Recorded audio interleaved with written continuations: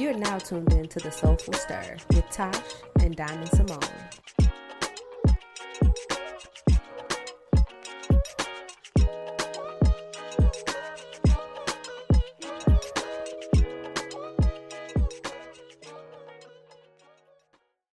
Okay, we live. What up, though? Y'all, it's been a minute.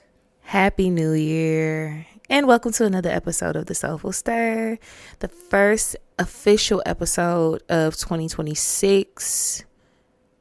That's crazy. It's about to be a year that we've been on this podcasting journey, but Definitely about to be a year. That's crazy. I can't believe it's 2026. so if you are just now tuning in, I am Diamond Symoné. And it's your girl, Tash. Tash, what's been on the radar? What's new? Man, nothing. No New Year's resolutions, that's for sure. We know that. Definitely no New Year's resolutions. You know, I'm now 38 and feeling great. It's cool. I don't know. I'm really excited about this year. Like, I have high expectations of a lot of stuff that I know is coming. I just don't know how and when. So I think that's the exciting part because I know it's good stuff. I just don't know, like, on a scale of 1 to 10, how good it is. Even a 1 is good. Don't get me wrong. Like, you know, that's just like the bare minimum, the basic. But if it's a 10, you know, that's like out of your wildest dreams type shit. And I'm cool That's with that true. too. So I'm just excited to see how this is going to turn out because What if you don't scale it? Like, don't even put the goodness on the scale. Just let the goodness happen as it is. the reason why I'm scaling it is just because I don't know on what level of excitement I'm supposed to have. Like, you know, because I'm one of those people that I expect certain stuff. You know, I expect good stuff to happen to me. So when it happened, people be like, oh my God, I'm so excited. I'll be like, oh, that ain't nothing for Tash. You know what I'm saying? So that's why for me it's scale, because it's kind of like, is this just stuff that I already expected? You know, because I expect good stuff. So if it's something I already expected or I knew it was going to go good, I don't just get really excited for it. It's like, okay, girl, I knew that. Let's get on to the next thing. Right. But when it's something real big, yeah. No, I I'm love excited. that. I love that for you. And whatever is on the horizon for both of us, I'm just looking forward to celebrating the wins and really just accepting all there is to come in the future. And I think that's the biggest thing, like for me with 2026. I'm just looking forward to all the things, right? Like, what's this adventure going to be like this year? Because it's always an adventure.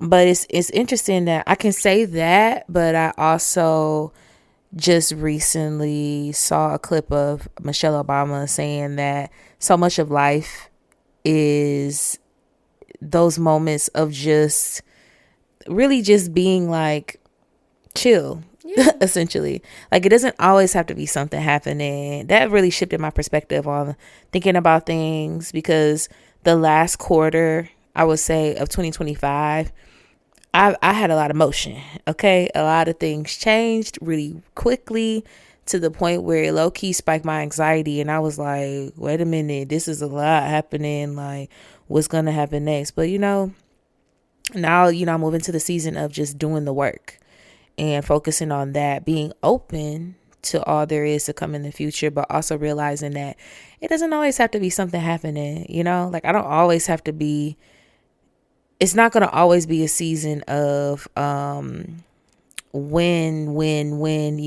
high energy, kind of a high energetic season, I guess you can say.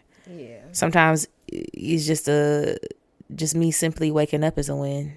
Getting through the day is a win. Well, see, I think I'm at this point in my life, I don't even, and it's funny because yes, I'm a serial like opportunity chaser and next level chaser. I don't know if it's a Capricorn thing or if it's just me, but because I don't like all the glitz and the praise, and I'm not one of those people that like do stuff and post it on social media like, oh yeah, I just did this. Because I don't need the constant praise from the peanut gallery. Like, once again, my expectations for myself are always set so high that when I do achieve something, to me, it's like, oh, this is nothing. Like, I was supposed to do this because I said I was going to do it. So I don't even think I live for the wins. Like, I like it when it's quiet. Like, I like when don't nobody know what I got going on. When I be talking to people, like, it's so funny. So just an aside. So I've been somebody from my past has kind of like resurfaced. And it's funny because I caught myself in a moment of like getting ready to overshare, and I don't mean overshare in a bad way, but I know that this person has not had the best hand. Well, I ain't gonna say the best hand dealt to them. This person has not made the best of the decisions and opportunities that they were afforded. And I thought about that like mid-text, because they were asking me like, how are you doing and what's going on with you? And I was like, oh, good. And I was like, in the process of getting my New York law license, like I was getting ready to say all this stuff. And then I stopped and I was like, girl, they ain't got nothing going on with their life. Don't be telling them all your business, because they gonna hate. You know what I'm saying? Like, right. Because I was literally getting ready to go down a rabbit hole. Like, I was like, when they was like, what's going on with you? I literally thought within the last, like, just 3 weeks of my life, I'm like, shit, I done got a new car. I just sold one of my houses. I'm probably about to try to buy another house. I'm about to get my New York law license. Like, I was about to name off all this stuff that I legit had just done in like 2 months. And I was like, girl, what you have done in 2 months, people ain't did in 5 years. Like, don't tell everybody your business. So I stopped and I was just like, oh, I'm doing good. I just been working, trying to figure out, if I want to get licensed in another state. Like, that's how I said it. And then I thought about it after the fact, and I was like, why did I do that? Like, why did I dumb a lot of down what I was doing to make this person feel comfortable in their progress? But at the same time, we always talk about it. We're energy people. You know what I'm saying? And I feel like I can't tell everybody what's going on with me, because everybody don't have positive energy or the same type of excitement about your success as you do, and more often than not, I hate to be cliche, but it's from the people that we least expect. It'd be the people that's closest to you, because they sometimes feel they have access to you and they should have access to the things you get as well. And when they don't get them, it rears its ugly head in a way of jealousy or envy or whatever the case may be. And so I've started to do that recently, where I've realized that I'm like in a different trajectory. And a lot of people that I used to spend a lot of time with, I don't spend as much time with anymore, because honestly, I'm not trying to be funny, but I'm tired of being the smartest motherfucker in the room. I'm tired of being the motherfucker in the room with the most money. That's so interesting. I'm tired of being the one in the room with the most opportunities and has really made a big difference with my life, because I feel like a lot of my energy is drained trying to teach other people the motherfucking motion, that when it's time for me to make my own motion, I can't. So now in this year, I'm being intentional. I want to be the brokest motherfucker in the room. Like, not saying I want to be broke, but with the money and the level of credit and access and stock portfolios and shit I have now, I want to be the one that's in the room with somebody getting the sauce. I want somebody to teach me. I don't want to be the only attorney in a room of paralegals. I want to be the only attorney in a room full of judges. Yeah. And that's why I've been having such a tough time in the last half of 2025, because once I started being more intentional about, what I was doing with my career this year, just the process that I had to get there separated me. It made me stop spending time in certain spaces because I needed to be at home focusing on work. You know what I'm saying? And I think after I had a little time to come out of that sabbatical, I tried to put myself back in some of those spaces, and it just didn't fit. Yeah, I mean, that's so interesting that you say that, because I don't think we've talked about that specifically in the past few months, but I've been feeling similarly, like this inkling to be around other people, to make new friends, new connections, to put myself out there and put myself in positions to play with the playmakers that I want to play with. Not saying that my current friendships that I have are any less fulfilling. Yeah. But there does come a time, I think, for people like you and I who are constantly seeking elevation in a good way, in a healthy way, where you have to be honest about the relationships that are currently in front of you and whether they are contributing to your growth and your opportunity for growth. Are you putting yourself in those positions to have to bridge healthier opportunities for yourself and to achieve all the goals that you want to achieve? So I've been feeling like that too. My problem is, and I feel like we have this similarly, I'm a true homebody. Like, I know we talk about it a lot on the pod, but I am a homebody, and a lot of people don't know that I do struggle with a little bit of social anxiety, because really it comes from a place of, like you said, we're us being energetic people, and there are certain places that you're just not gonna see me at. Like, for example, a club is not somewhere that you would see me frequent, because there's so much energy in that space that I feel like I can't control or contain it in the way that is healthy for me. So I try to be mindful of that. The other side of this is you mentioning that you don't tell people stuff. I, yes, feel the same exact way. I just started sharing on social media the things that I have achieved, but I'm one of those people, like, it'll be months. It could be like I could be on a community board for years and you not know, and I just randomly share it one day.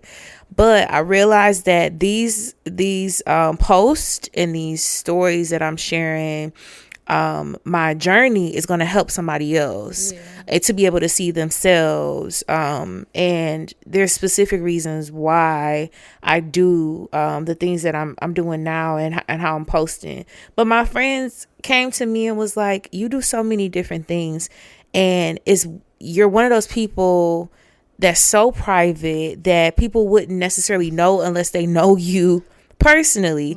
She's like, but you need to tell people what you're doing, because people need to see that you really are out here in these streets, and you really do have these connections, and you also don't know what other connections can bridge off from that. Somebody asked me after I posted this project that I led at my last within my last position, they asked me if I would partner with them to bring that idea to their business, to their establishment. And I'm like, that would have never happened if I didn't like post about it and tell people and share like that I actually did this, and I have the expertise to carry this type of project from start to finish.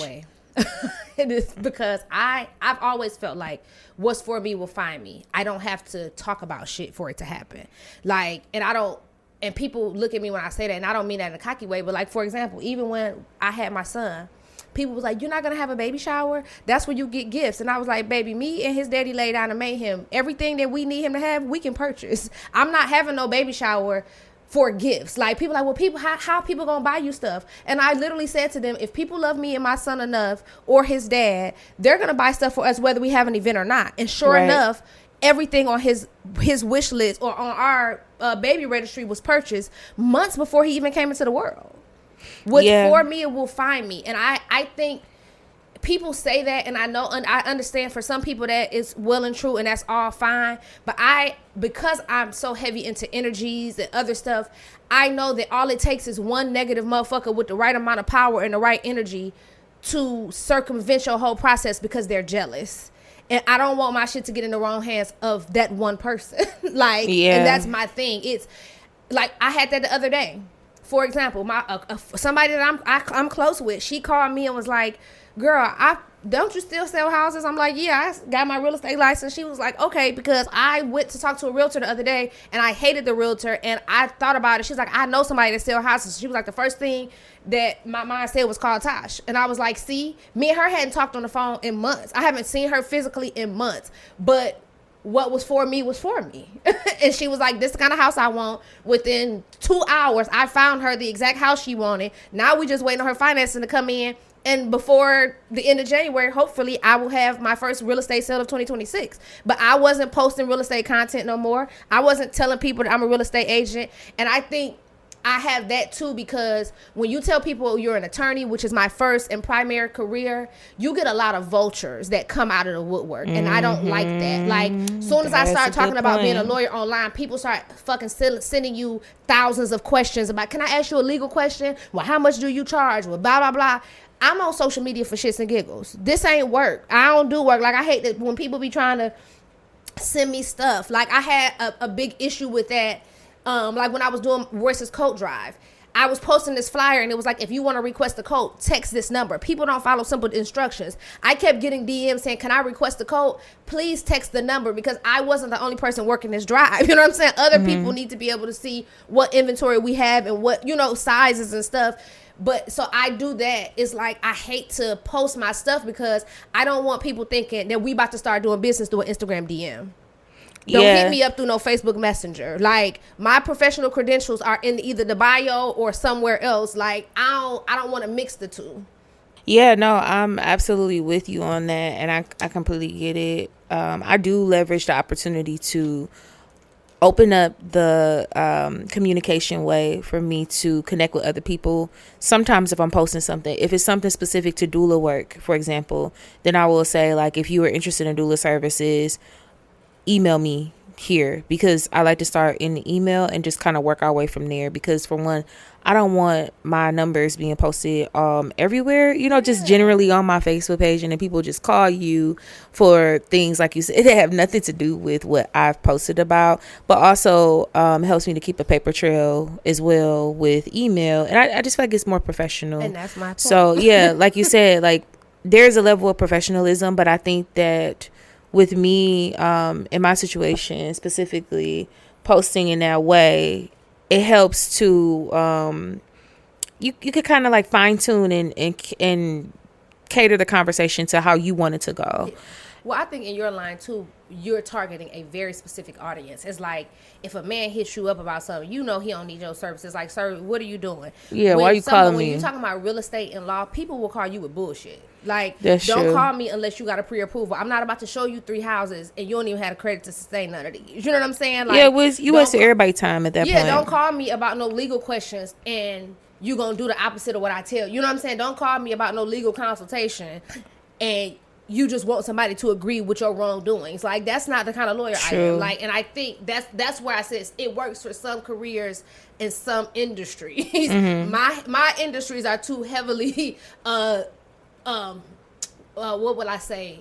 There's too much authority. You know what I'm saying? Like, I got licenses and shit on the line. Like, and I really don't play about that because I'm an attorney that take other attorneys' licenses. So if it's something that got to do with where I'm gonna have a board or like checks and balances over my work, you know what I'm saying? The real estate board, the state bar. Other than that, like, I don't want to play with that. Like, I don't want to put that out there. Yeah. Don't have that as a part of what I got going on. Because the process, and that's part of your professional work and what you do. We got social media policy at work and shit. Like, you know what I'm saying? I can't just be posting anything and doing whatever because I mean, it makes sense because you have a very serious team that you're doing. The most unserious person on the planet, which is crazy. Serious. Like, if people knew you, like, it'd be like, you do what? Like, no, she don't. Yes, she does. I literally tell people, I'll be like, I'm a prosecutor, and then when I be like, yeah, because I prosecute other attorneys, people look at me like, whoa. I be like, yeah, me. They would never guess. In the club. I mean, but then you start, if you get her to talking about law. And okay, yep, you absolutely do. That was actually like one of our first conversations we had, and I was like, why is she going like lightweight going off on me? Because you was like, I had asked you about something, and you was like, you don't have the power to do that. I'm like, I know that I don't. I'm just saying, but yeah, but then people start talking to you, then you can absolutely, like, you get in there. It's like a switch that I don't even know flip. Like, I instantly go from regular conversation to we're in a courtroom. Like, I don't know.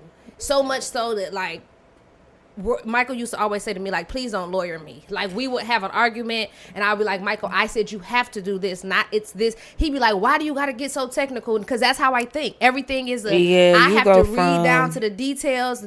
We're not going to play that kind of stuff. You go from rapping kin to man to Your Honor, as you could see, and people would be like, wait a minute, we was just playing just a second ago. No, and now we're not. Real. And now we're not. So speaking of things getting real, I joined a fitness challenge for this year, and I ain't gonna lie, the last couple of days I already done missed. Now, no, you said the last couple of days, like today's the 4th of January. Yeah, you thought I was going to be optimistic, like I'm doing so well. No, sorry. The last couple of days, so that means you did 1 day or 2 so far. Sorry. I did one day so far. Today is You still have the time to fourth get day. something in today. I'm gonna do my part today. Now, in my defense, the last couple of days have been very, very busy for me. I kept my goddaughter yesterday. That was a task in itself. And she's a sweet baby. Don't get me wrong. But, having a baby around and caring for a 1-year-old, when you're not used to that, you have to, restructure everything. So I did. Early yesterday, I got up and went to the grocery store, did my grocery run for the week, and just got that stuff in order, and handle like my folding my laundry, stuff like that before she got there. But then when she got there, it's like, okay, it's all about you, making sure that she's having a good time. She got her Christmas gift, all of that to say, I did not get around to doing my workout like I planned to do yesterday. And by the time I looked up, it was after midnight and she was still fighting her sleep. So I'm like, okay, I'm definitely not getting it in. However, I intend to do it today. And really, I initially, yes, before we decided to do this, I didn't realize that it was starting on the 1st of January because I would have said, no, I'm not doing this. But I did get my workout in on the 1st. But when I thought about it, after the fact, initially I'm like, oh, I'm going to, go so hard at this and blah, blah, blah. Then I'm like, you know what, Diamond, you need to be realistic. For one, I am walking into new roles, literally starting tomorrow, starting last week, actually. Like, I've been emailing like crazy and just restructuring business practices and research and stuff and just nonstop working, right? And then the other thing is, I really joined, when I thought about it, I joined for accountability and just to have like some camaraderie around starting a healthier practice and just moving my body every day. So I really, when I sat down and thought about this, like, you put too much pressure on yourself anyway. So yeah, get back to it today. But I'm not going to beat myself up by these last couple of days. The whole time you saying this, I'm laughing because I remember when my niece was little, like, raising the girls was so easy because they don't do nothing. They just want to sit around, like, even at a small age. Well, being a boy mom is built-in cardio. Like, Royce used to jump off shit. I used to have to chase him. When he started learning how to crawl up and down the steps, I could turn my head. He would be in a whole nother room. You had to chase him. He would be in a walker. We had hardwood floors. He would be zooming down the hallway. You have to... Them kids. No, like, so it's. I used to have to. I think chase, even when he was depends. little, like, I got so many pictures of him like jumping on the back of the couch. I used to have to like grab him. It was like, even when he was getting bigger, it was like lifting weights because he'd be trying to jump off the back of the couch. Even as a little, like before he started to walk, he used to know how to flip off the back of the couch onto shit. Like, we used to have to catch him crawling on top of stuff. Wow. Chasing him was like crazy. That actually sounds like Kenya though, so that's why. I'm like, it depends. We used to jump on the bed, all kind of but stuff. They used to play say basketball, run up and down the hallway, all kind of stuff. Our great aunts and cousins, they used to say like, she act like a boy, like, and I'm like, that makes sense now that you're saying that, and all that I heard off of everything. Like, yeah, they're very. Oh my god! When I used to have my niece when she was that young, none of my nieces ever did that. Like, I used to have Raven and Robin all the time. They used to just want to sit down and, Auntie, can you paint our nails? Can you watch TV? They just want to just color and play dress up, and they don't want to do nothing active. They just want to sit there. My Joy was the same way. Baby, Royce came and Royce used to, I'm talking about, and it was crazy because I didn't want a boy for that reason. I was like, oh my God, it's just about to be so much to deal with. And once I had him, it was like, oh no, this ain't too bad, because literally I could chase you around for 3 or 4 hours and you thought that was fun. You just fall asleep. Like, we had to do, it was no requirement. Like, I don't have to paint no nails, nothing. It was, Mama, can I just throw a basketball at you for 2 hours? Yep, go ahead and throw it. I throw it back at him. You know what I'm saying? And that was it. Like, it can didn't just throw a basketball much. At you for 2 hours. Like, literally. We used to just stand in the hallway and he's like, let's play batty ball. We used to play basketball. He used to just be throwing it. I used to be like, all right, come on, let's play dodgeball. Mike used to come home and cuss us both out. He's like, y'all making too much noise. Me and Royce used to be in there like kids.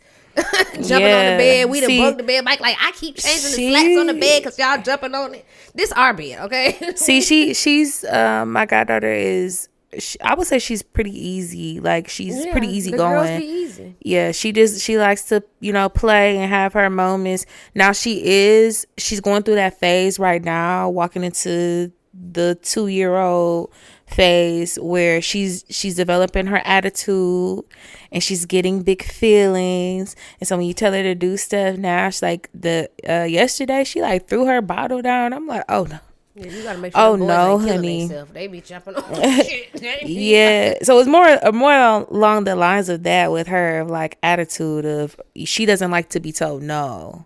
And I'm like, no is good because you can't. I think the girls can't get a yes for everything at that point, and the boys just be rambunctious. She's very spoiled. There's no reason why I had to tell a 2-year-old on a regular basis, I'm not taking you to no damn hospital tonight. Your daddy gonna have to take you when you get home from work. Because I used to be frustrated. Like, Royce used to jump off stuff and think it was funny. He used to climb on top of stuff and threaten to jump because he knew it would give me a fucking heart attack. Like, it was crazy. Like, are you trying to kill me? I can't imagine. But I think that being able to, this year for me, I wanted to get more intentional or be more intentional about spending time with her as she continues to grow so that I won't be a stranger. For one. Two, I've been literally a part of her life before she was born. So it's rewarding to like be a part of her village and see her grow and be a part of that growing hen, if you will. So, but all that to say, if you started a fitness challenge, don't be discouraged, y'all. We only 4 days in, but yeah, try not to put so much pressure on yourself. It's just for the month of January, okay. So it's not too bad, and honestly, the requirements are not very strenuous. It's just literally like my days. These last couple of days, I've been on Ziggity Boom like every day. Really every day all last week. And I also, in between the days of me like getting up, being intentional, starting my mornings early, like Friday was a long day. Woke up early in the morning, had a slow morning, got to my client's house by 9:00. One of my clients for us to do a rest day, which I have these rest days where I go and stretch with my clients and we work on different techniques, introducing them to different techniques, aromatherapy. We listen to music, give them some time to just truly take a break away from the everyday demand and also show them things that they should be doing in preparation for birth, or labor and delivery, if you will. So that started at 9, and then I had to meet with another client in between. Got to my other client's house to sit with the baby. So I sat with the baby while she and her husband had some time to rest and catch up on sleep and catch up on house chores and know that their baby was in good hands. So that was, but all of that requires obviously energy, intentionality, and in between talking to clients and helping them navigate different scenarios. So it was a long day, and by the time I got in, I really didn't have it in me to get that workout, but I'm back on it today and tomorrow. I gotta get up early tomorrow. I'm already thinking about the day. It'll be fine. I do want to jump into rhythm and groove. We gotta do sound check first. We're doing sound check first. Okay. Yes. We're doing sound check. My bad. Rewind. So flip it and reverse it. Speaking of watching people growing up, sometimes I revisit things from my childhood, just to kind of feel the comfort and the love. And so the other day I was riding around. And I was like, damn, I miss my granddad. So I was like, well, let me listen to some blues. Listen to some of me and my granddad's favorite songs. Now, quite a few of them I listen to on a regular basis anyway, like the OJs, Sam Cooke. I love the OJs. We listen to that. I listen to that regularly, but certain stuff that my granddad listens to that I just never really liked, sometimes I play it just to think about him. And one of those songs happened to be 10 Minutes of Freak Nasty by Mr. Marvin Cease himself. Candy Liquor. And it started hitting me that like I was listening to the lyrics and it was hitting me that like my granddaddy was playing this shit on road trips. Like it was kids in the car. We was in the back seat on the way to Disney. Let me lick you up. Let me lick you down. Turn around, baby. I want to lick it all around. And I'm sitting here and it's literally 10 minutes of him saying, I want to make you come. And he's like saying all these ad libs and stuff. And so the other day I was riding around to it and I just said, I'm going to listen to all the lyrics. Like, I'm just going to listen to the lyrics because I need to catch this. And it made me think about what I said several episodes ago on Oh You Getting Some Cutty Tonight. So shameless plug, if you have not checked out our previous episode, Oh You Getting Some Cutty Tonight, please go back and listen to it because you'll understand what I'm getting at in this next point. So remember we had that conversation about, we don't know what our grandparents was doing, back in the day. People keep saying, oh yeah, we won't love like our grandparents. And what I feel like is, grandmama was at home getting them socks. I don't want to love like my grandparents. She was but at continue. home. Yeah, she was at home getting her back blown out. My granddaddy was at work, at the factory. And we did talk about to that. be true because Marvin Cease talked about it in Candy Liquor. So one of the parts of the end of the song that I had never really paid attention to when I got, as a kid, obviously, because I wasn't supposed to be paying attention to that. And maybe my granddaddy should have been playing it in the van on the family road trip. But, that's neither here nor there. They did different things in the 80s and the 90s. We'll just say that. So there's a part of the song, and verbatim, what he says, he's singing this, but he's, just kind of talking it over the beat. So essentially, this song is about a man named Jody, and he said it in another song, like it's like a Marvin Cease. It's kind of like a character. He would talk about like Jody was supposed to be this man who was like Mr. On the side. So he says, now here's another advantage Jody has on your husband. The husband has to work to pay the bills, baby. But check it out. Jody ain't got no job. Jody ain't got no bills. While your husband is on his job thinking about the bills, you know where Jody is? Jody is at your house giving you a thrill. And I'm Jody. I just want to be your Candy Liquor. What? So back to my point several episodes ago. Yes, our grandmamas was at home getting that thing toe out the frame while your granddaddy was at work. I don't care what nobody say. You cannot convince me otherwise, because where he had made that up from. All art imitates real life and vice versa. He wasn't coming up with this as just no hypothetical scenario. Marvin Cease had either had somebody at his house rocking his wife while he was at work, or he was at work. He was rocking somebody else's wife while they was at work. Rocking. Okay, so using the word rocking is just funny to me. Like rocking somebody's wife, if somebody's rocking his wife. Yes. It's stressful to think about. And then in the song, he was like, fellas, put your hands up. We called it, though. We talked about this. Yes, he said, fellas, put your hands up if you go down. And he was like, y'all got too much pride. Y'all ain't going to admit it because you in here with somebody else's girl. And so you can't say you go down. And I was like, whoa, this is getting crazy. So I don't know if this song was recorded as a live recording or what. And so it's so funny because I was talking to somebody else about the song, and they was like, I didn't know it was like a whole song. Like, I thought it was just like a piece of a song. I'm like, no, that's not a part of a song. Like, he has, literally the song is exactly 10 minutes long. And the whole song is like him saying, I want to make you come. And he's like, let me lick you up. Let me lick you down. Turn around, baby. I want to lick you all around. Then I'm also just thinking like, how many people got this song still to this day part of their sexy playlist?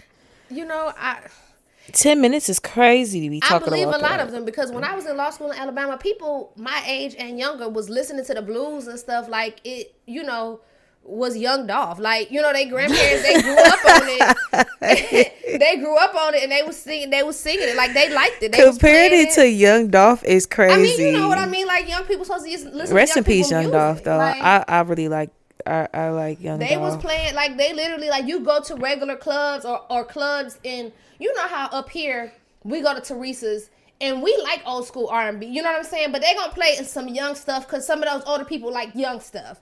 Well, True. When you go to clubs like that, little hole in the walls, what they call juke joints in Alabama. To the hole in the wall. In places like that, they gonna be playing, I left home to be with my side piece. That's what they listen to. You know what I'm saying? The young people do. Can you play? Like, they have like line dances and all kinds of stuff to the blues. Like, we make up hustles to Tamia. They make up line dances to the blues, and they be 20 years old. So yeah, I'm pretty sure that somebody be listening to Candy Liquor at home, and they was born in the 2000s. Pretty sure. Yeah, that's really interesting that art truly, this is an example of how art imitates life. Yeah, And that's just simple, and it's even more interesting because we talked about that on that one episode. Yeah, because when you where think about it, that's where me and Mrs. Jones came from. we there are plenty of songs we didn't realize it when we were young, like you said, riding with your grandparents and listening to this music, and he playing it more than likely because he like, they don't know what they listening to and what the artist is talking about. But growing up, it's like, oh my god, that was really, they were really beside themselves in this record, and they really are talking about these topics that we tend to discuss now as adults.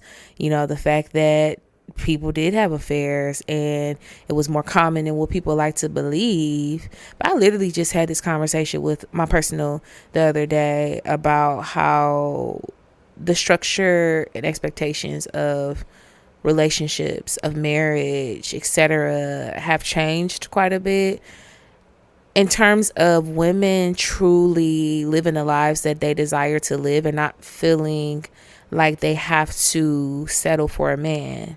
They have to be with a man to get the things that they desire out of life. And, we touched on this fact that women could not get credit cards until the 70s. So imagine that, imagine living the lives that we're living right now, and you are hindered by the lack of opportunities that are available to you.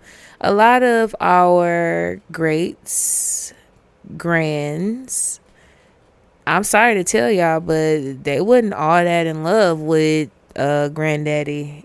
No. And shoot, maybe even grandma, vice versa. Like, it was a necessity to have somebody, at home, and in some cases, a few people, right? Yeah, I just hate that even today in 2025, well, in 2026, that women are still just, instead of focusing on other things, it's like, I need a man.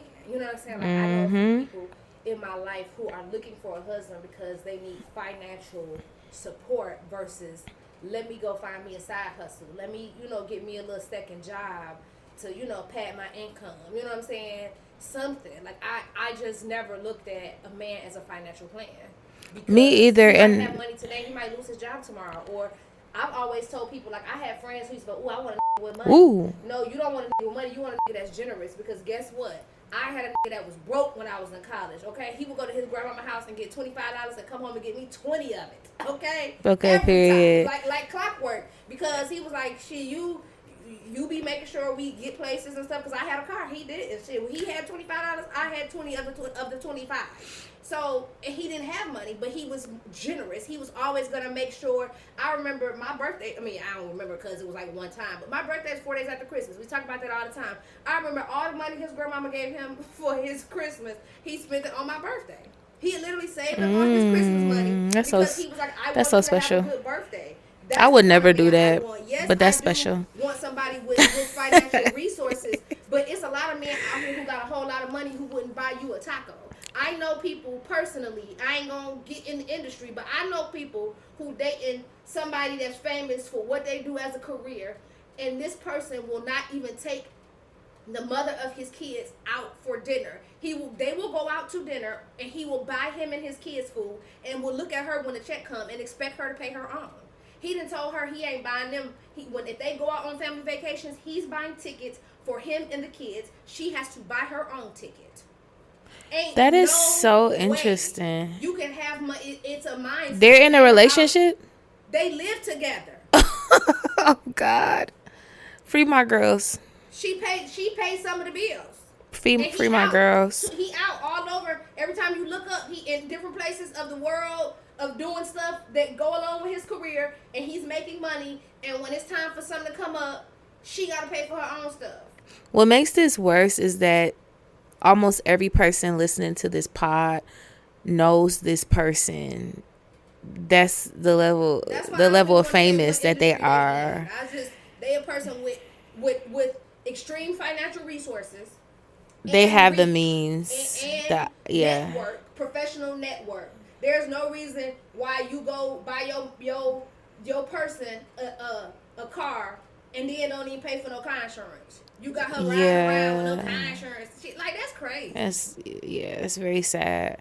I hope that's a whole nother free her from the shackles of the bullshit. This was all the This a whole nother Ty conversation. to come at her with the bullshit, okay? And I will never. I understand, but there are so many.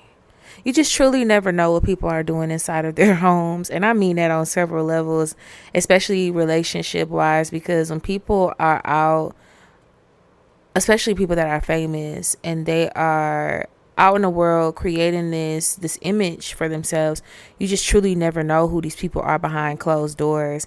And there are so many people that we look at on an everyday and be like, oh, I would date him, I would love to date him. I really don't be knowing. We don't know how these people are, like, in real life. Like, you could be just a total a-hole, and I just don't know if I pray that I'm never in a situation like that. But that goes back into this other conversation I was having, and I was having with a friend. I told her, I know, actually, talk about a friend. That was you I was talking to yesterday. When I was saying that I know what a man will do if he likes me. And it's just mind blowing that so many men, I guess they don't believe, or they don't realize, or maybe they just, I don't know. Like, do you think I don't have traction? Like, you think I ain't got a little traction going right now? Yeah, and it's not even that. You think I got no motion? I don't expect anybody to do any more for me than I do for myself, especially in early stages of relation and all that other stuff. Yeah. But let me tell you something. I tell them all the time, the things I do for myself are very high up on the scale of doing. Like, so you can't play with me. You know what I'm saying? Like, people like, oh, well, do you do this? Yes, I do get up and decide it's Tuesday. I'm going to treat myself to lunch with Chris because I can do that and I want to do that. So if I do it for me, I expect you to do it too. It's not an unrealistic expectation. People be like, oh, women be wanting people to fly them out. You ain't got to fly me out, baby, because hey, that Platinum MX, it got a whole lot of miles on it, and I swipe it on Delta.com frequently. Every time I turn around, I done paid for a trip. So that is not a high expectation for me to expect you to take me out of town, because I take myself. That's the thing, though. Like, that's why it's confusing to some degree when men decide to not, like, why are you half stepping with me? Like, I don't know ball. Like, I know ball, and I know ball because I keep it up for myself. So you can't come to me doing the bare minimum and thinking that we're going to get anywhere at any stage. Honestly, my biggest thing is communication. Like, you cannot go a long span of time without talking to me and think that you just gonna text me out the blue and we gonna be straight again. Like, if we decided that we're gonna have a friendship, whatever the case is, right? Why do you think it's acceptable? And I know that you're somebody that's trying to pursue me because you've said it. You think that it's okay for you to go a week, 2 without talking to me and you just pop back up? Because nobody's that busy. I'm a busy person and I make time to communicate with the people that are important to me, that are near and dear to me. So again, I know what I was saying. I don't allow people that I date to follow me on social media. Like, if you're pursuing me, if you're dating me, I don't allow you to follow me on social media. I was with somebody for 3 years and he was blocked on every social media platform except for like Facebook, because we was both just using Facebook for small stuff. But really, I don't allow that, because I tend to see that men often do stupid stuff, like will be like, oh, well, I saw you was going to such and such, so I ain't hit you up. Like, just because I posted that, you know what I'm saying? Like, people be like, oh, I thought you was busy because you was posting on Instagram. That don't mean I'm busy. And the math don't math. Like, you know what I'm saying? The math is not mathing, and the logic is just not there. I posted it after I've been there anyway. So that might have been 3 hours ago, my nigga. But you wouldn't know that because you ain't reached out, because you use social media as a tool to make shit easy for you. You know what I'm saying? Like, or for example, there was this guy that called himself trying to like me, and instead of calling me and saying, hey, what you doing? Let's get up. Or saying, hey, I want to go out with you. You would just post shit like, it would be like subliminals on Instagram, like, what, I wish I had somebody to watch a movie with today. I'm a grown ass woman, baby, and you older than me. And if you can't approach me and say, hey, do you want to watch a movie with me today? It ain't meant for me to watch no movie with you, player. The whole like it low key irritates me to see somebody watching my stories that I haven't spoken to or swiping up on my story. Like, we're not cool, bro. Yeah, that's not cool, and we are not cool. So I Godspeed to the people that act like that and move in that manner. But I do want to jump into rhythm and groove real quick because it has to do with relationships, of course, because that's our segment. But I want to know, do you think that you should disclose your sex history to your partner?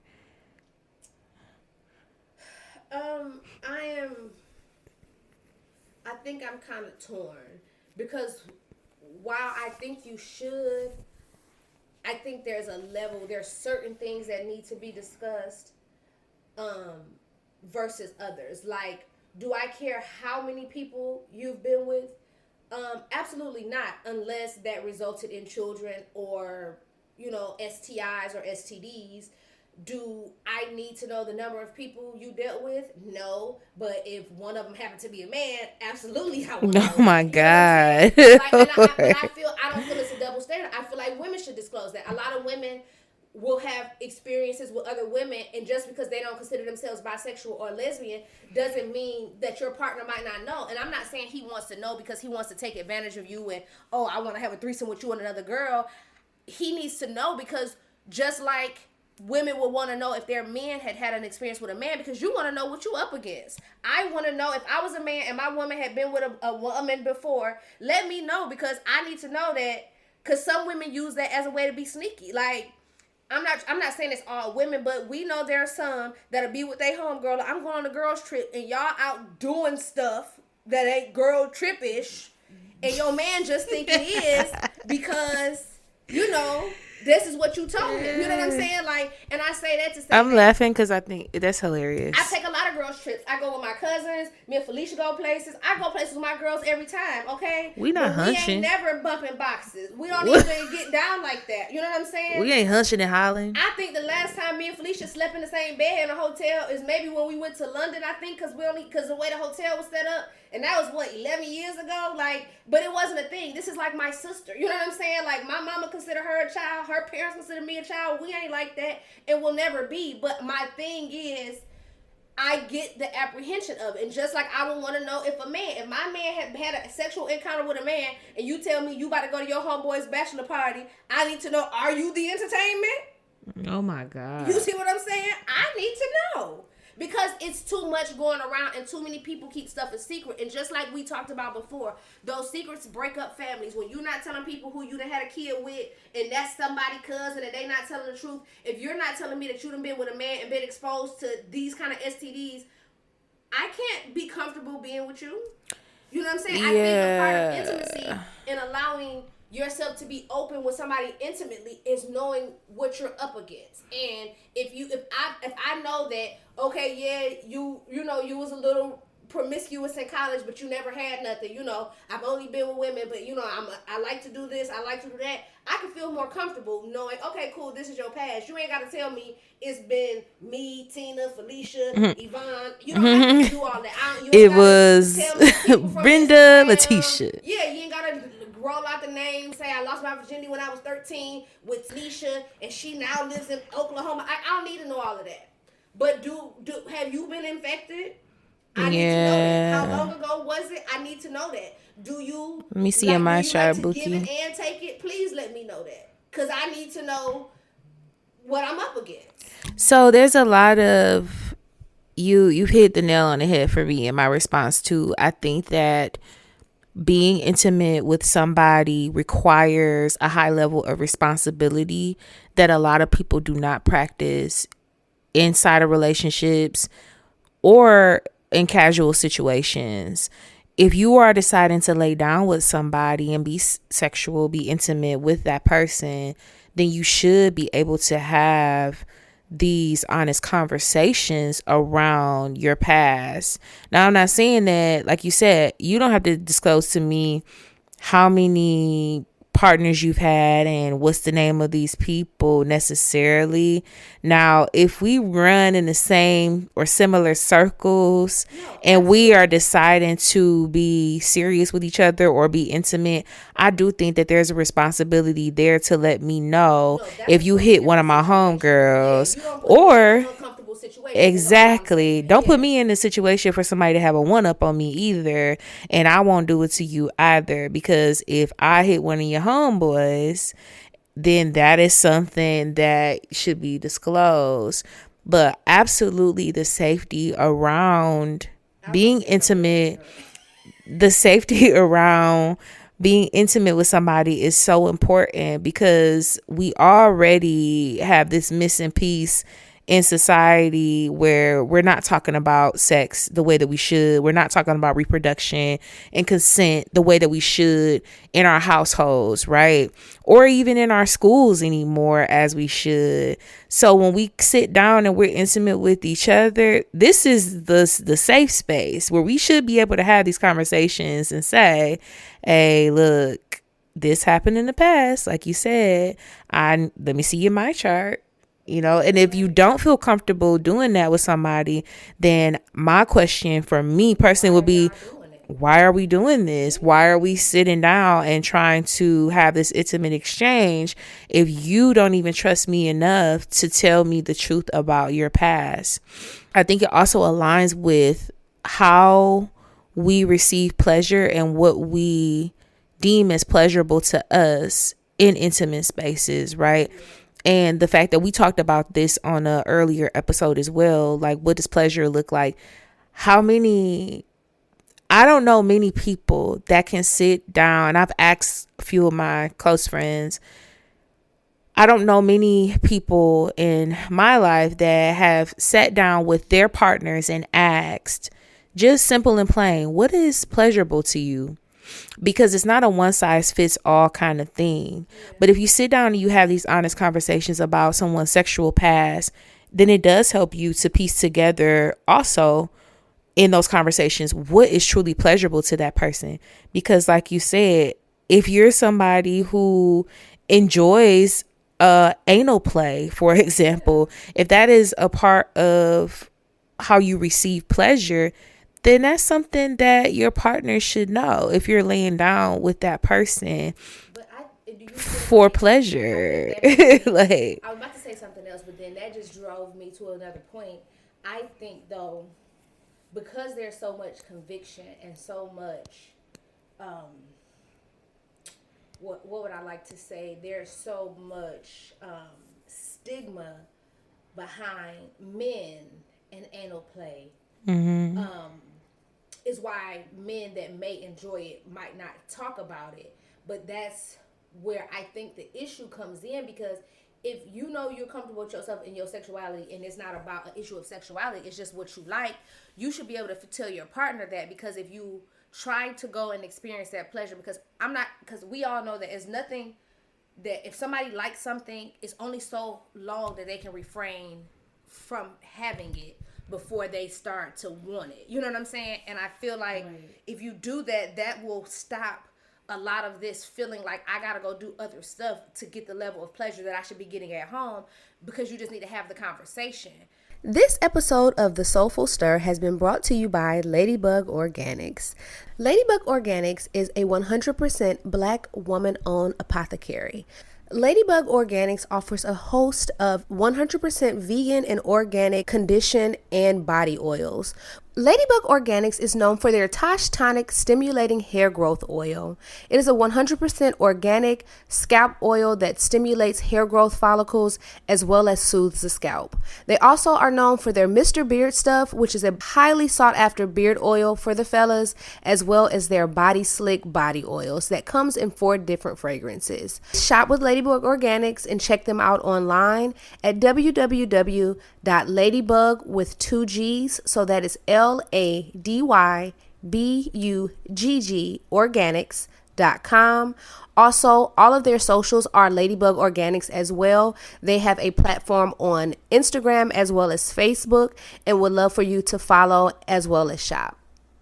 Oh yeah, so that's what I just feel like the issue is. It's like people are not being open in communication with everything, and I think it seems like every episode we end up saying the same thing, but I think that is a multitude of the problems with just relationships, friendships, anything is communication. Because I feel like you need to tell people what your expectations are for pleasure, but even taking it a step deeper, like even with finances, like, you know what I'm saying? Like, I remember at one point I had to have a conversation with my relationships, like, if things are not paid a certain time or a certain way or done, I don't feel stable, and it affects the kind of person I am and how I show up in a relationship.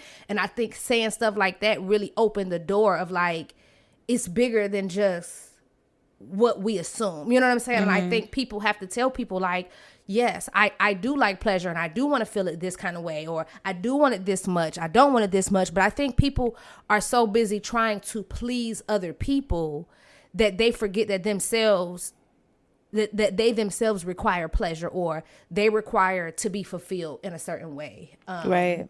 And I think society, especially with stuff like social media, because when you think about it, people were probably doing a whole lot of stuff and doing a lot of stuff and getting away with it. We're not saying getting away with it, but getting their way and getting what they like because they were comfortable to talk about it. But when you think about it, people get on these platforms and be like, oh, if you're doing this, you this. Or if you do this, you this. And people start to second guess themselves. It's like, it's too much groupthink going on around relationships and stuff, which is why I tell people I don't listen to relationship podcasts like, you know, like the Tonight's Conversation or all those other people. Like, granted, they have good hosts, good, you know, all that other stuff, and shouts out to them, but I don't consume that kind of content because I don't care what somebody else doing in their relationship. You know what I'm saying? I care what I'm doing in mine. So there's a lot of groupthink and also a lot of shame around relationships and pleasure, period. And it's not, you know, it's not something that we just woke up and, oh, I feel ashamed. No, it's by design and the way that our society is. And like you said, social media has a large influence over it.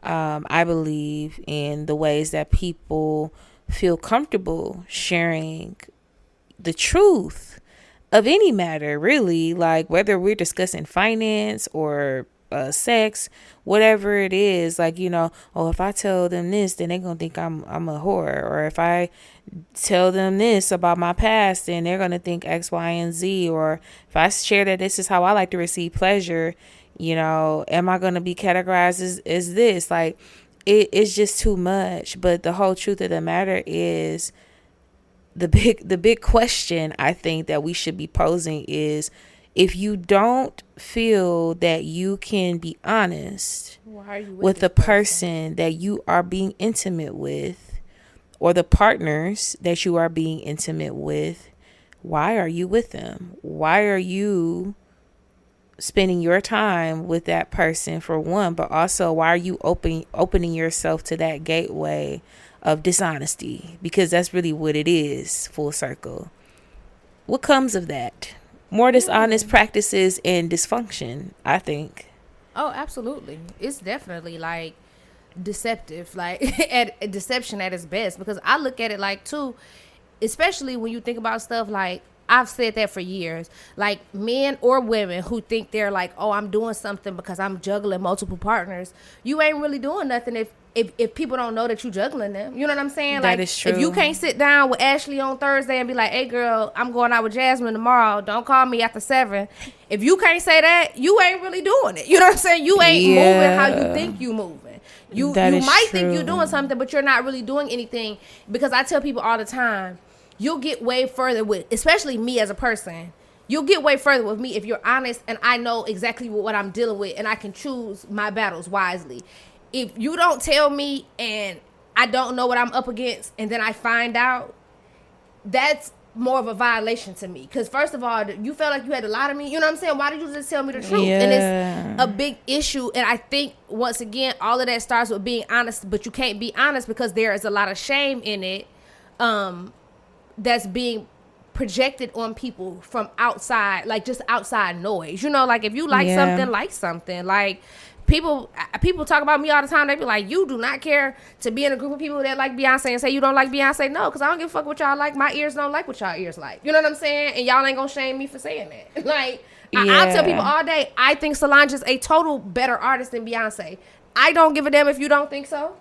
You know what I'm saying? I mean, that just goes back to if I want my dude to lick the opinion. left butt cheek and then bite my right thigh, that's what I like. Who cares? It doesn't make your body shiver. Like, why should you care about what I like if you're not the person that I'm asking to bite my left butt cheek and lick my right thigh? You know what I'm saying? Like, That's why just, does it matter? but I mean that just attributes to the sheer acceptance that how we receive pleasure is going to look different for everybody, and that is okay. Like, what's pleasurable to you doesn't have to be pleasurable to me.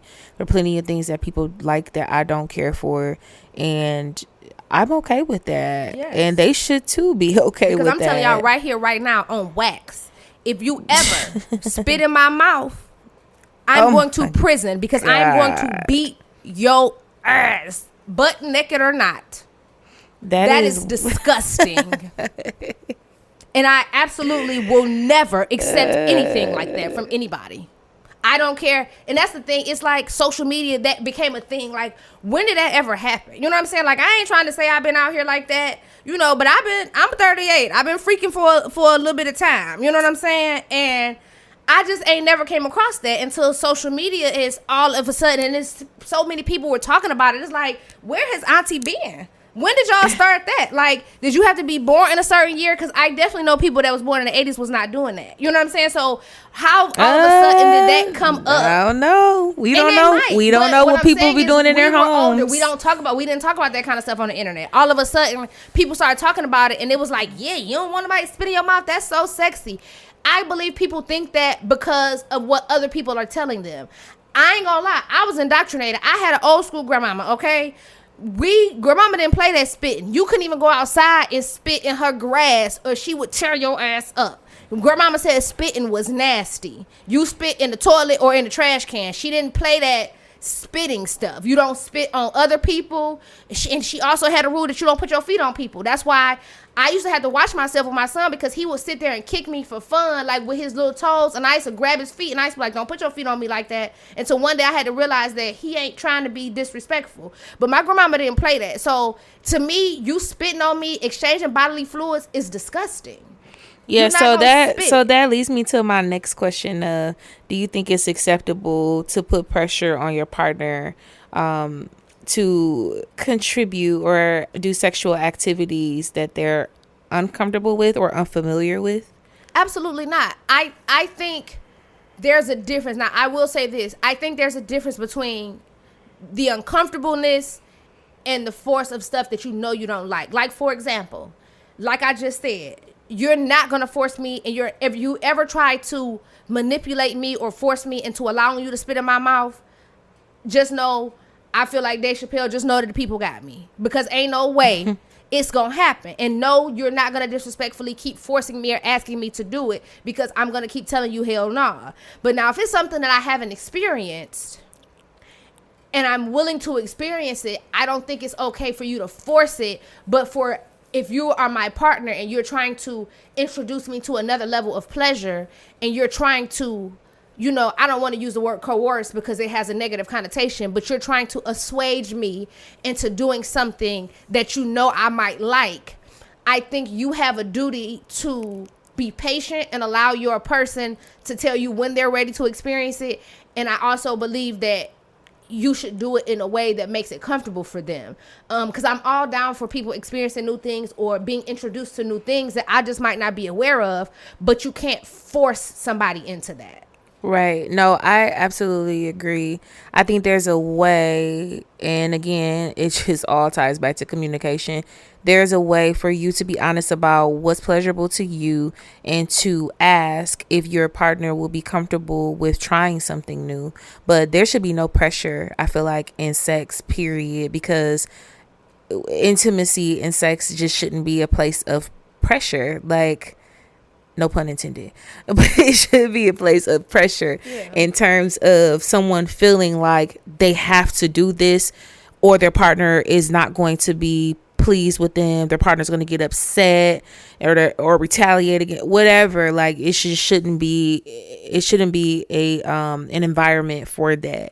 And again, you find yourself in that situation, then you got to start questioning and reevaluating the whole situation as it is, because that should not be happening.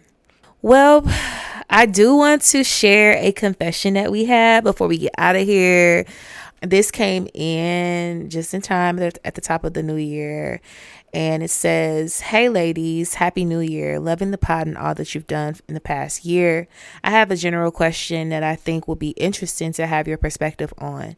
Do you think it's selfish to inconvenience people your entire life from not learning how to drive?"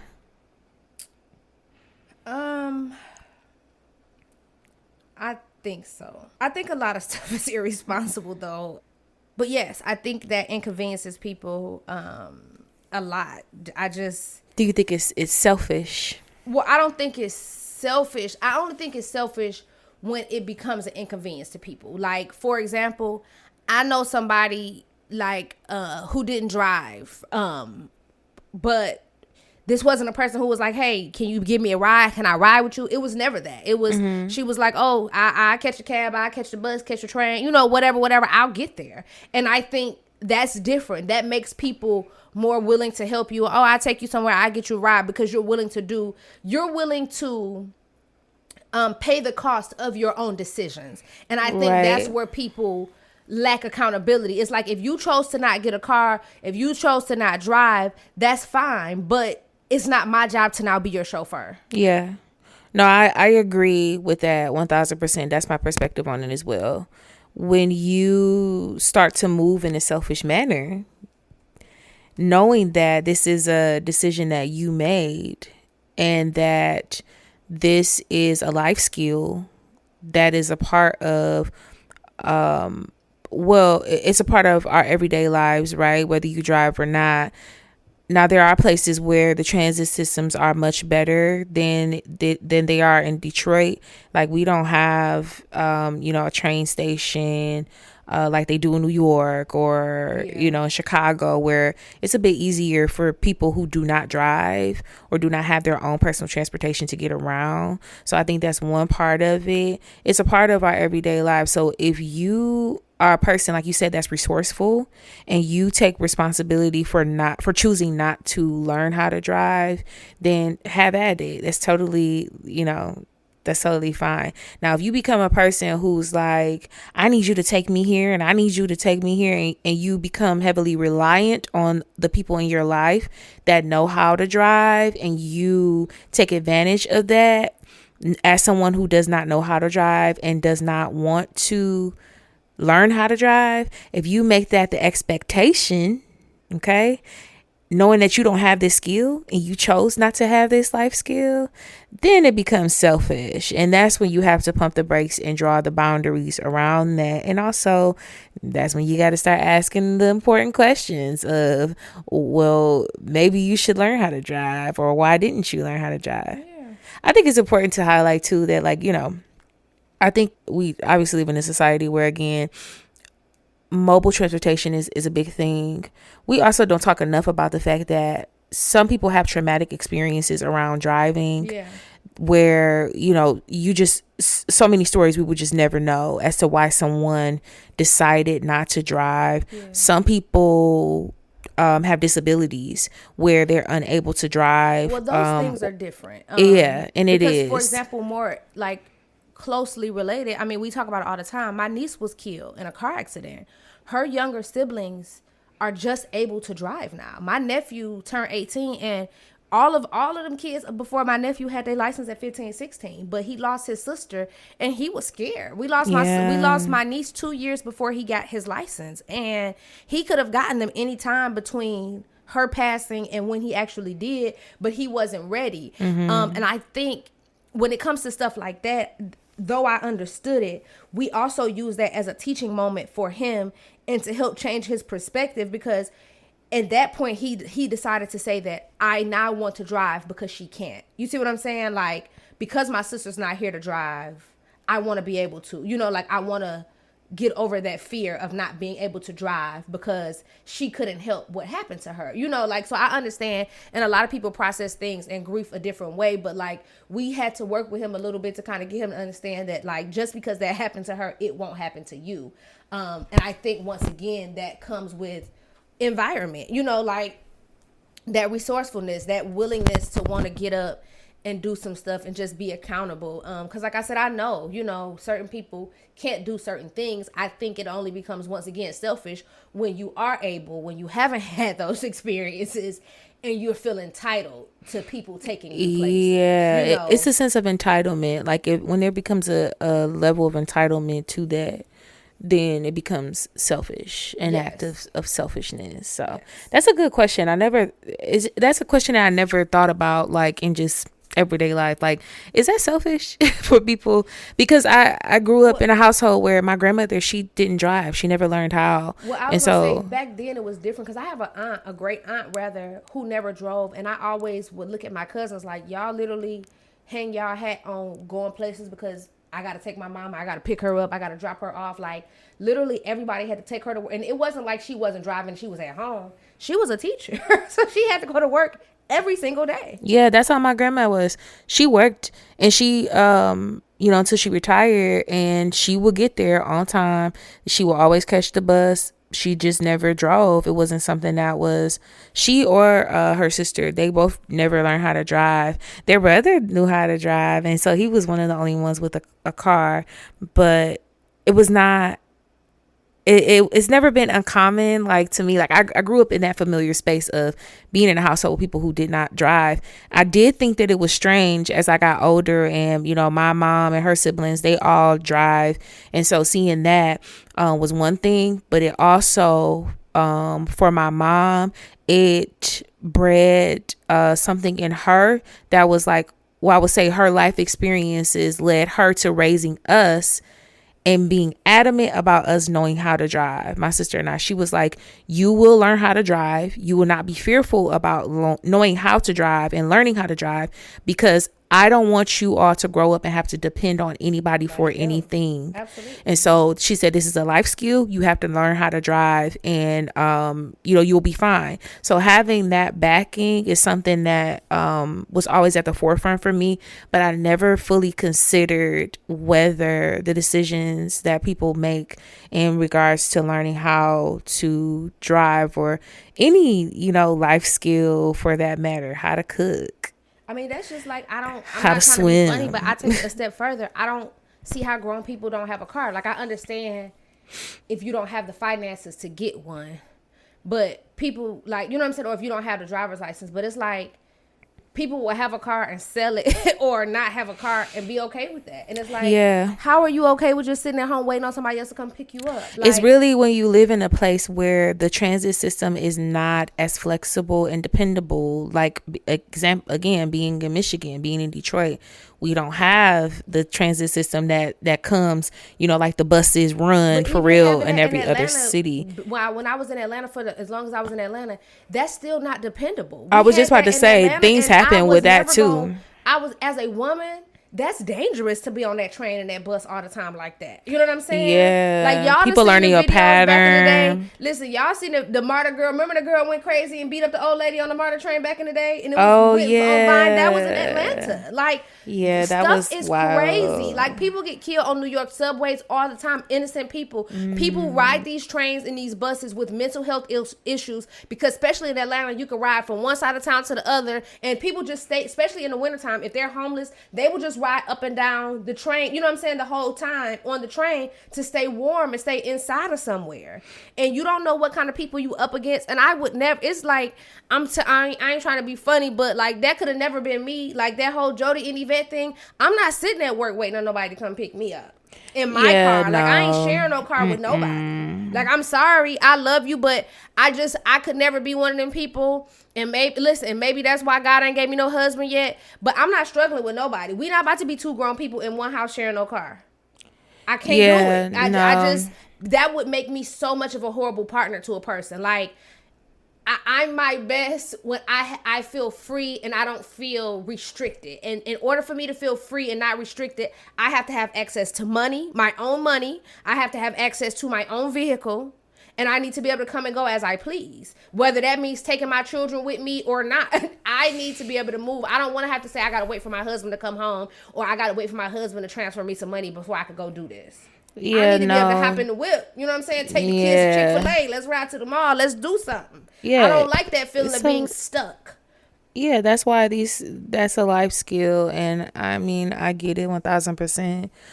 As someone who's just as resourceful and just as, much of a forward thinker and just a go-getter all the way around. Like, I don't want to be in a position where I have to wait on anybody to make quick decisions, especially regarding my life. Absolutely. And my everyday practices. Like, no, I want to be able, like you said, to get up and go when I need to spend my money that I earn with my hard work. Like, yeah, no, I don't want anybody I have to check in with to say, well, X, Y, and Z. No, yeah, I think I'm straight. My kids having a good time, and you be like, "What time you leaving to come pick me up?" Like, yeah, no, I'm not doing that. Home from work. You know what I'm saying? Me and my kids, we having a good time. Like, yeah. I don't want. I just and it's easy for me to say because that's the kind of situation I was raised in. I don't know anything but that. You know what I'm saying? Like. And to be completely honest and to be completely frank, even before I was old enough to drive and had my own car, we always had multiple vehicles in the home because my stepdad always had like a work truck or a work van. He had his regular car. Then at one point, my mom was doing hair on a corporate level. So she had her car, she had her truck, and it was just parked. But her job had gave her a whole vehicle because she was like a regional manager for all these different salons. So we've always had multiple cars in a house. You know what I'm saying? Like my grandfather, we had multiple cars, whether it was a van, a camper, something in the backyard. So if you needed to hop in the whip and go somewhere, you could always go. You know what I'm saying? Like, even now, I go to my sister's house in Atlanta. I never rent a car when I go to Atlanta because my sister got a car, my brother-in-law got a car, mama got a car, daddy got a car. I could just be like, hey, somebody give me some keys. I got to go right quick. I'd be cool. You know what I'm saying? Because it's available and I don't know how to live outside of that. Like, and that scares me because I don't know how to live without money.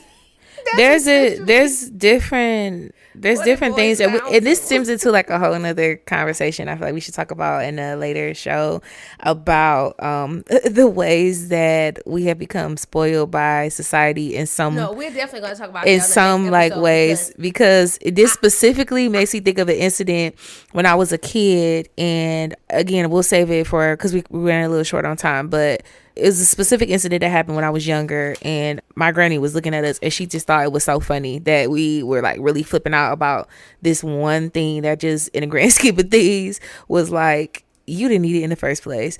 So yes, do you have anything for the sanctuary scoop? No, I don't.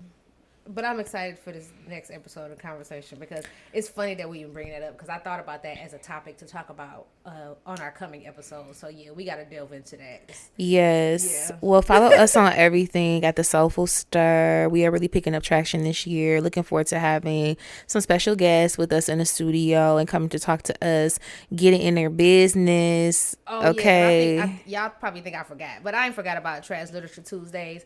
Actually, I just downloaded 3 new books yesterday for it. So I think my next installment, I'm going to give y'all 2 videos on the same day.